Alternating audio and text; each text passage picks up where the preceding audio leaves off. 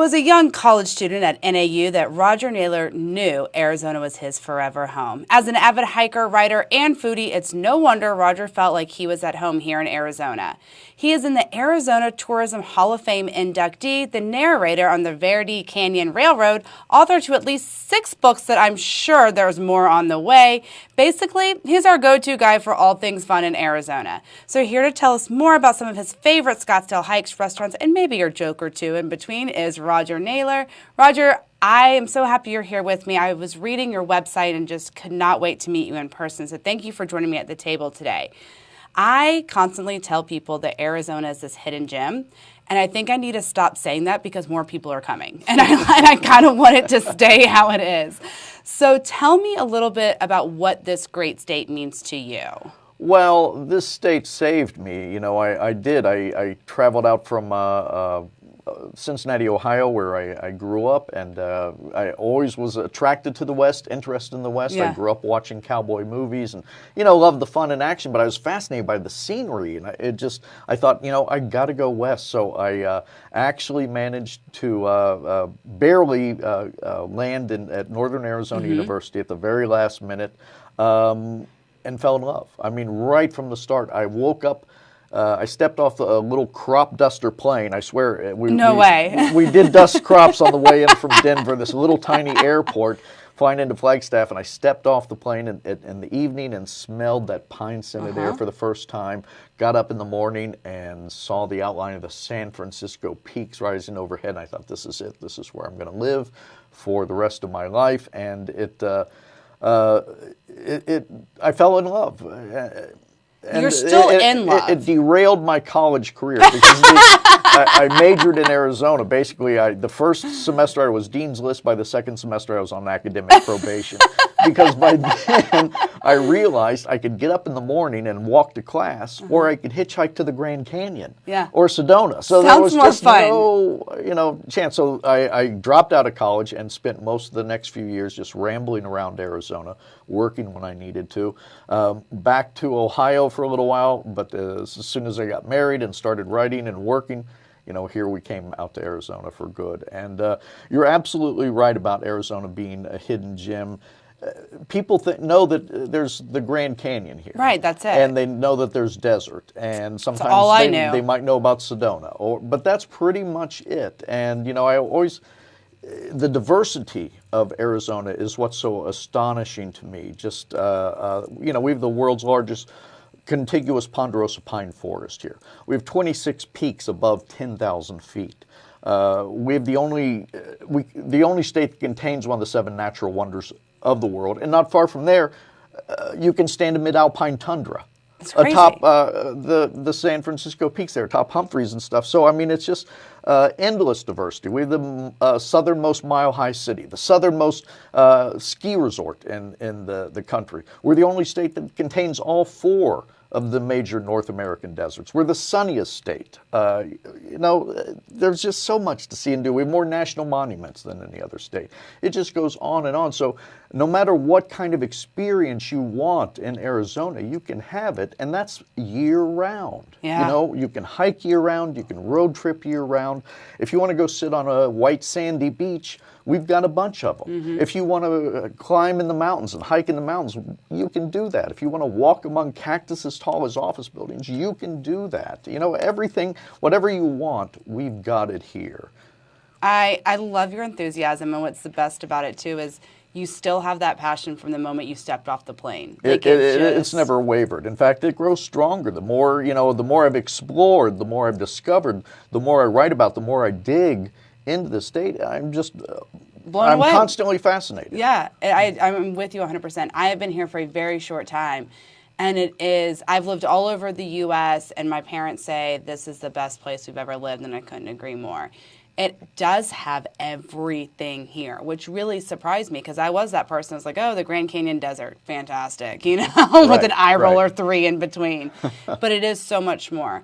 So I want to talk about your passion for hiking. You grew up in Cincinnati, you said. Have you always been an outdoors enthusiast? When did Arizona really bring that out in you? Yeah, the Arizona really brought it out. I mean, I always liked walking. I always liked rambling. The only real experience I had with hiking, just a little bit as a teenager, teenager, I used to go down to the Smoky Mountains from Cincinnati. yeah. It's about a 6-hour drive.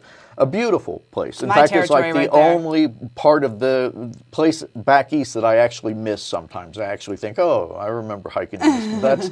That's one of the places I really love. So I like to hike. I knew I liked to walk and stuff. But yeah, it all came out in Arizona. It all, and again, it started off kind of, little bits here, there, some easy hikes and stuff. And I went out with a friend, one of my old college roommates, Stuart Wright, who's an Arizona native, and he showed me a lot of places, and we started hiking some places and getting into wilderness.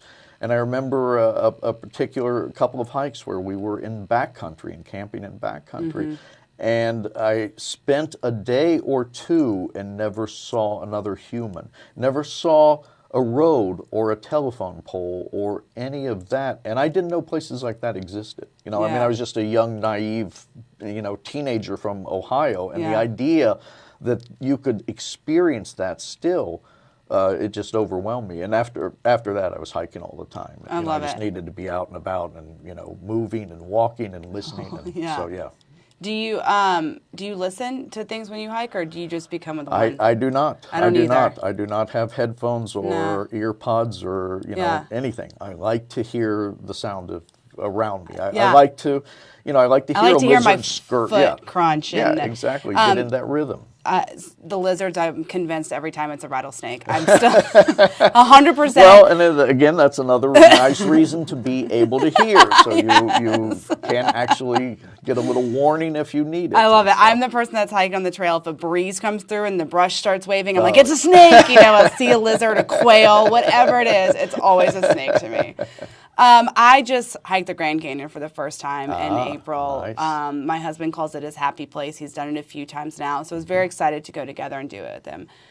Amazing, breathtaking, speechless the whole time I was there. When I hike, I love hiking. It really just puts me in a mental state that I need to check into every now and then, just to be with yourself and one with your surroundings, like you were saying.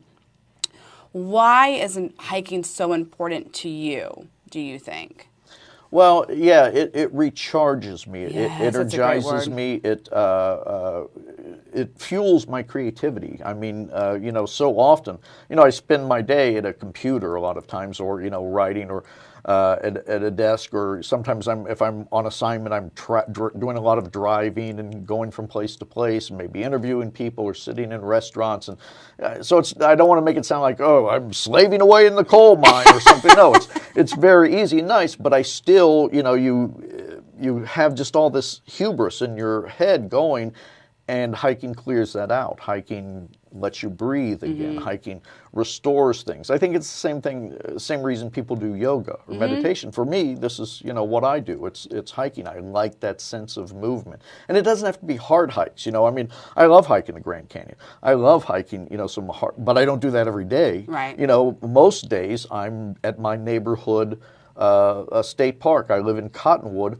I'm at Dead Horse Ranch State Park, which is just a few miles from my house. They have about 20 plus miles of trails into the limestone hills. They've got miles of trails along the Verde River, around the lagoons and stuff. So I can have whatever experience I want. I can, get a little bit of a workout if I want, or maybe I'm strolling around the lagoons, watching the bald eagles swim by, looking for the river otters to see if they're out, and just listening to the breeze rustle the cottonwood trees. And it's just a peaceful little getaway. It keeps me in balance, it keeps me in harmony, and it just clears my mind so that I can go back and do some more writing. I can always tell when I don't hike for a few days. If I'm really on deadline with something, I'm stuck, where I don't 2 or 3 days go by and I'm not there, I just feel tense and anxious, and I get out on the trail and, do a few miles, and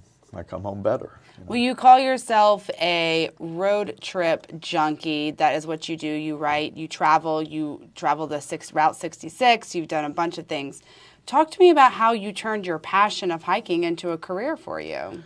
Well, when we first moved out here to Arizona, I was writing for radio shows, and I was a humor writer, basically. I was writing for some newspapers and magazines around the country. Okay. So I had been a full-time freelancer for a bit, and I felt comfortable enough at least to make the big leap to just move out to a small town in the middle of nowhere. Things were getting, the technology was, because this was the mid-'90s, so, We're still faxing things to each yeah, other. exactly, yeah.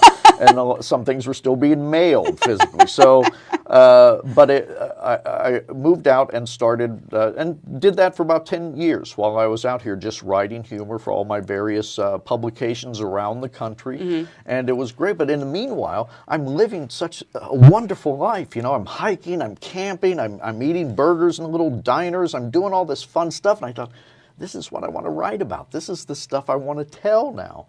So I pitched a couple of little things to Arizona Highways Magazine. A new editor had just come aboard, Peter Aylshire, and he wanted to get a little humor in the magazine. He wanted for it to skew a little younger.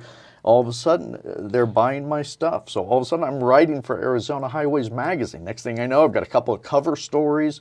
Right after that, I pitch some stuff to the Arizona Republic newspaper. She starts buying everything that I'm sending her.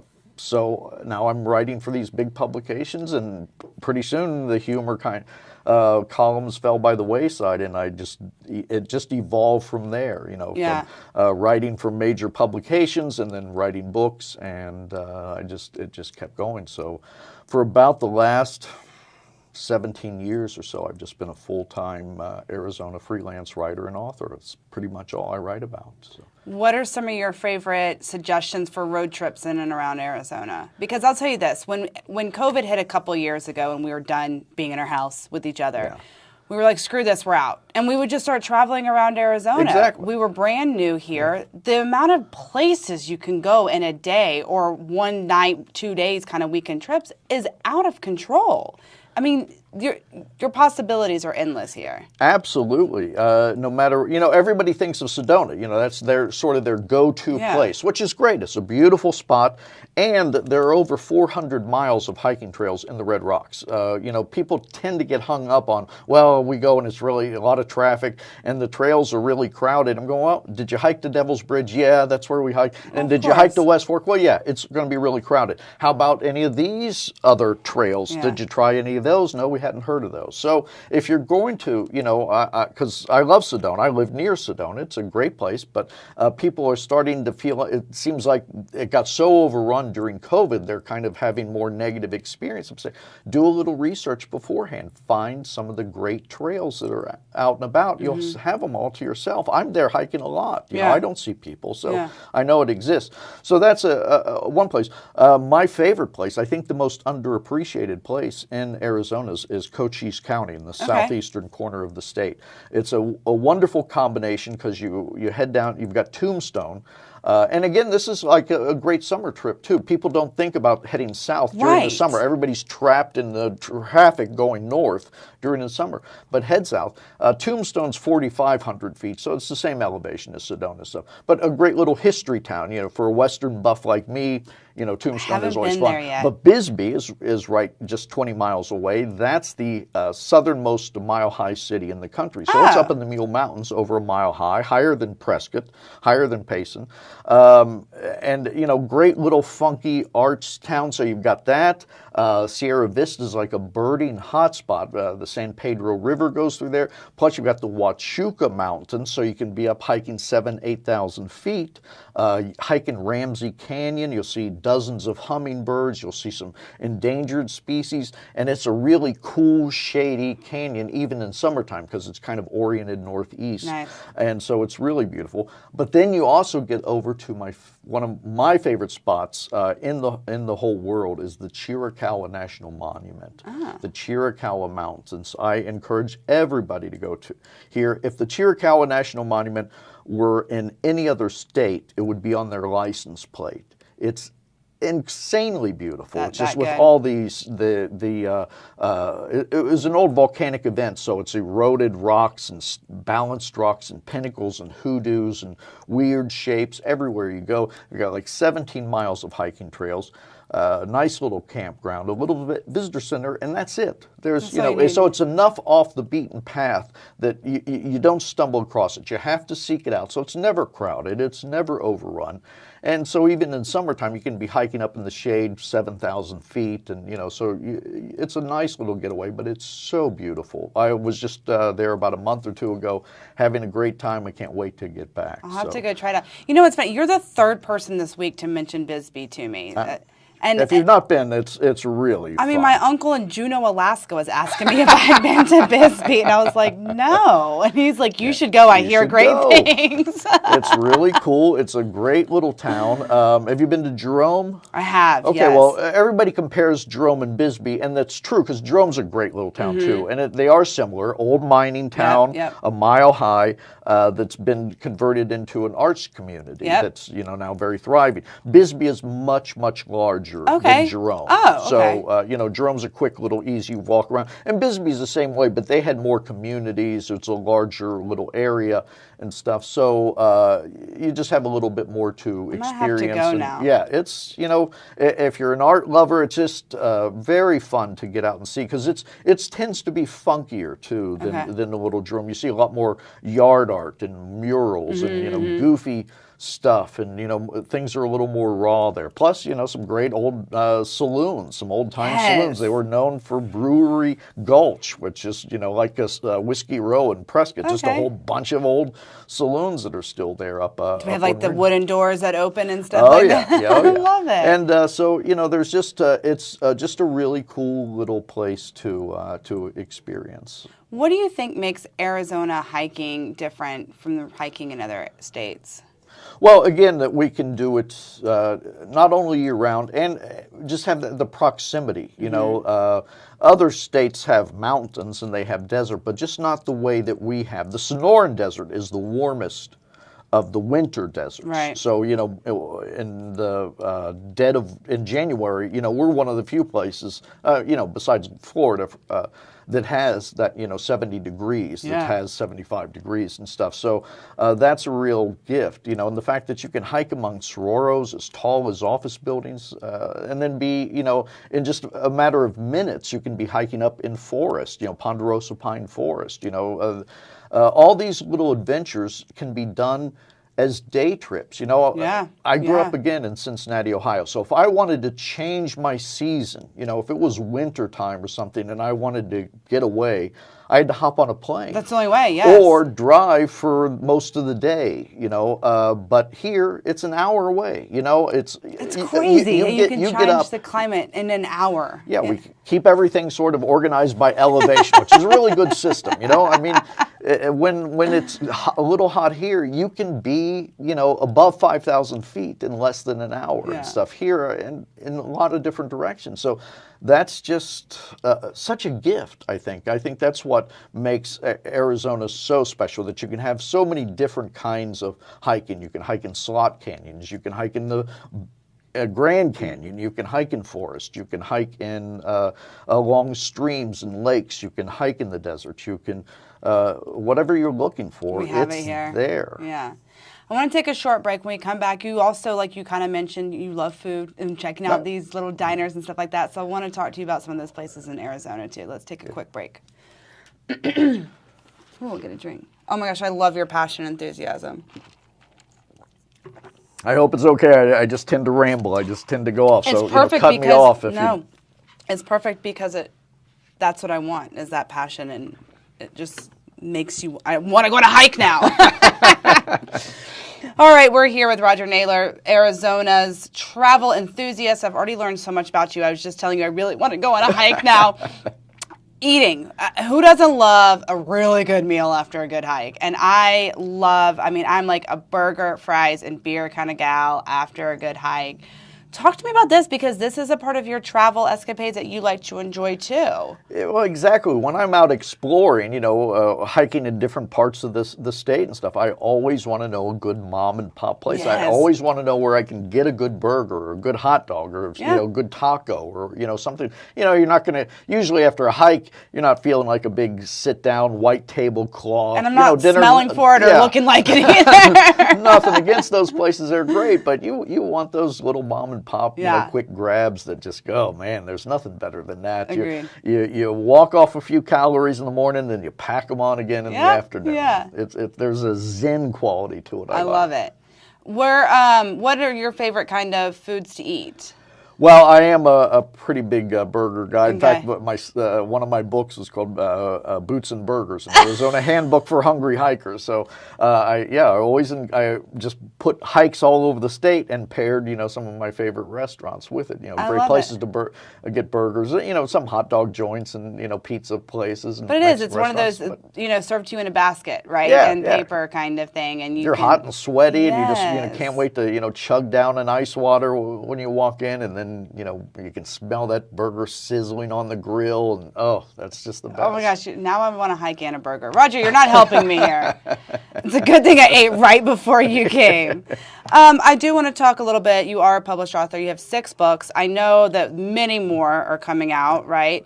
Talk to me about how these articles that you wrote turned into so much more to help people like me and everyone else in the state to find out these other little hidden gems that we don't know about. Well, I just wanted to expand. I love writing the articles for the newspaper and the magazines and so forth, but you're always kind of limited. And the hardest part for me, in most of the articles I write, is deciding what to leave out. Because I've got 1,000 words, and I'm writing about this topic, and there's so much more, because the more the research I start doing, I keep digging, I find more interesting stuff and more great things, and I just thought I got to put it in. So. And Route 66 was the prime example of that. I ended up writing couple of Route 66 stories for Arizona Highways, and I was writing some for the Arizona Republic. And my editor at the Republic would tell me every time you do a Route 66 article, it just goes nuts online. People are just, loving it. And I'm saying, well, there's a huge fan base for Route 66 all over the world. Yeah. And so that's when the idea came. I got to write a book just focused on the Arizona portion of Route 66. Yeah. Because we're the state that saved Route 66. I know. It's in fact the man who spearheaded the movement, the man most responsible for that is Angel Delgadillo, a small town barber in Seligman, Arizona. He's the one who organized. He's a good friend of mine. He just turned 95 last week. Oh my Wednesday. He goodness. just turned 95. He's still out there greeting people, and people come from all over the world just to meet this guy and stuff, and travel Route 66. The last statistics I heard were, and this was before the pandemic, but it was over 13 million people travel Route 66 from Chicago to, not necessarily all, but they come to travel that portion specifically, and about 60 to 70% are from outside this country. It's the most famous highway in the world that symbolizes the very best of America. It symbolizes freedom and that spirit of adventure and the open road, and it's in our backyard. And it really is what connected everyone together in this country, Exactly, and stuff. And that's why I always, trying to encourage that, if Grand Canyon is the beating heart of Arizona, the Route 66 is the main artery. It's just, it's something that people need to experience. You can go and stand on a corner in Winslow, Arizona. You can pet the burros in Oatman. You can, eat a piece of pie in Seligman at Westside Legos, or have a burger at the Snow Cap. You have all these little old mom and pop experiences. People think bygone days are gone, but they're not. They're just there on Route 66. You just have to go seek them out and find them. We even, whenever I went to Grand Canyon, I would go through Flag, because we would typically stay in Flag and then go. But this time we came home through Williams. I can't believe I've never been there before. But I literally parked, and I just was like, I took a picture of me like walking down Route 66, Route 60, because it's just like, this is so cool. Like, I still love that time period of when it was built, and seeing all the black and white video of it being created, and the families that came on vacations here, and it's just like, these stories that this road has is just, it's mesmerizing to me, and I'm fascinated by it. And it's so cool. And I love the little diners, all those little town things. I thrive off that. I go into every little store on the main street, you know. Yeah. With It's the great. neon signs Yes, blazing. That's just, you know, before there was TripAdvisor and Yelp and all these other things, it was neon that told us where to eat and sleep. You know, who had the coolest little sign. That's where you wanted to go into and stuff. And Williams, bless their hearts, they do such a great job of protecting and preserving that old neon. It still looks, you know, I love a summer weekend in Williams because it's, even though it's a small town, during the summer the shops all stay open until 10 at night, and the bars are open, and music spilling out into the streets, and people are slow rumbling up and down, the neon's blazing, and you're just walking out there on a, you know, a cool summer evening at 7,000 feet, and it just feels like you've stepped back in time. It's a little time capsule experience, and that's such a treat. That's such a delight to have. You know, you stop in here for an ice cream, or you stop in here for a piece of pie, or you just hang a cold beer and listen to a little music, and then you just go out. The jukeboxes that are still out there. I mean, it's so nice. The original Coca-Cola aluminum tins everywhere, and I love that. Yeah, I do. Yeah. What's next? Like, what's on the books? What's coming up next for you? What road trip am I going to join you on? Because I'm excited now. Well, you know, I'm always, you know, this is my year to get back because, unfortunately, like everybody else, I didn't get to, I stayed kind of we didn't get to live our life, right? Couple of years. So now I've been back down to southern Arizona already. I'm looking forward to heading up north. I'm going to head for the White Mountains this summer. I'm going to try to get back to the North Rim. If you've never been to the North Rim, that's just an incredible place, a vastly different experience than the South Rim. It's only open May 15th through October 15th. Right. 8,000 feet, so it's about 1,000 feet higher than the South Rim, but you don't have the shuttles, you don't have the tour buses, you don't have the tour groups. It's quiet, it's very peaceful. You're sort of cocooned and isolated up there. I always say that the South Rim takes your breath away, but the North Rim gives it back. It's a place to go and be really peaceful. So it's just a wonderful little summer getaway. But even during the summer, I tend to head for the desert a lot. So I'm due for a trip over to Lake Havasu City. They've got a floating tiki bar. Yes. So I want to do where it's like just this little tiki bar that seats like 6 people, and you just go out onto the lake, and you're just drinking out on the lake in this little tiki bar, floating around. I mean, doesn't that sound like a great summer afternoon? You know, so I love it. So I'm going to be heading over to the West Coast and doing some of that as well. So I hope to be just about everywhere this summer. What about your wife? Is she an adventure seeker like you? Not so much. She's more of a homebody, which is a good thing. We kind of balance each other, and you know, she's there with the cat. She's a very talented artist, so she's working at the. She's a member of a couple of different artist cooperative, one in Jerome and also in Sedona as well, and so she tends to work. And also, you know, I mean, as much as I travel writing is great fun and stuff. But it's still work, you know, so I mean, it's still, I'm out there working, you know, even though it sounds like I'm having a vacation, well, you know, I'm making my notes and sitting up in the motel room at night and typing away, and, you know, I got to hike, I got to interview this person, I have to eat here and stuff, so I take her, you know, she goes with me on some little quick short trips that she knows are pretty simple, and if I'm going for a nice meal or something, she's like, I got this one. I'll check that out with you, but she's going, oh, you're going to Lake Havasu in the summertime? Yeah, I'll stay here. I'll be fine. She's the sensible one. I love it. Well, before we leave, it's one of my favorite questions. It gets me to get to know you and the area more. What's your favorite hike? What's your favorite Scottsdale hike, if you have one here in Scottsdale? I like the Granite Mountain Loop. Oh, yeah. Over on the preserve there, McDowell-Sonoran Preserve. Just really, it's about 6 miles, I think, if you combine it with a bootleg or saddle horn and a little loop around the mountain. That's a great one. A little hike back to Coyote Canyon is always fun with, you know, where they've got the big boulders and the faces in the boulders and the erosion. I always think that's where the Easter Island heads go to retire. It just looks like these big Easter Island heads. And there's some great little trails deep in the preserve there. The Renegade Cascade Trail, the North and South Diablo that are, just old mountain bike trails with this long swooping curves, and it takes you a few miles to get back there, but it's just such a great day. So those are some of my favorites. Marcus Landslide is another one. Okay. That's, really fascinating one because it's tells you the whole story about this big, massive landslide that happened about 500,000 years ago. And it's, I'm always reading it, and I'm so fascinated by it, which is kind of embarrassing. I think every science teacher I ever had in school, if I talked about that, would like slap their head going, because I slept like an astronaut in deep space stasis during every science class I ever had. And now I'm trying to learn about, geology and all this stuff.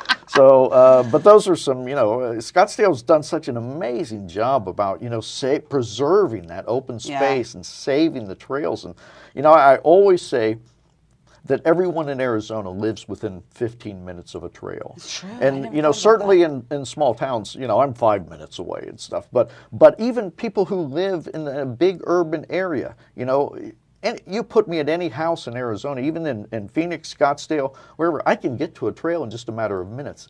That's such a gift. I mean, that's an incredible gift, and I think it's one that more and more people realized during the pandemic when, everything's on lockdown, you couldn't go places, but you could still go to your park. You could still go to your local trails and get out there and walk and still breathe the good air and still be out and about. And it saved a lot of us. It saved me and my family for sure mentally. Yeah. And I'll tell you what, my son learned how to ride a bike at the beginning of COVID, and he and my husband got to be mountain bikers the rest of during that time. So to him, he was like, oh my gosh, I never got to come back this far on a trail, because he wouldn't walk that far, but he'll bike, 6 miles or so. And it really has just opened so many doors for us as a family, individually. Just me and my daughter will hike while the boys go bike, and then we'll meet at the end, kind of thing. Nice. It really is a very special place, and we're so incredibly lucky to live here, and I have no plans on leaving. Out of everywhere I lived, I love this place. Roger, thank you so much for joining me. Gosh, I'm not even joking. Your enthusiasm has me crazy right now. I'm so excited. Well, I'm glad to hear anything, because what I am, I always say I'm a travel writer. What I am in reality is a professional bad influence. Everything I do is designed to make you play a little hooky. I love it. Skip out and go for a hike. Ignore those chores. Go for a road trip. Get out and see this incredible state that we live in. We're so lucky. So if the Garden of Eden had a liquor license and served really good tacos, they would have called it Arizona. This is paradise. Get out and see every corner of it. I can't top that. Roger, thank you again so much for joining me. We're going to take a short break and come back with some calendar of events, but check the description in the website. Check the description of this podcast. You will find everything about RogerNaylor.com on there, his books, everything. I cannot wait for your next adventure, and thank you for joining me at the table today. It was my pleasure. Thank you.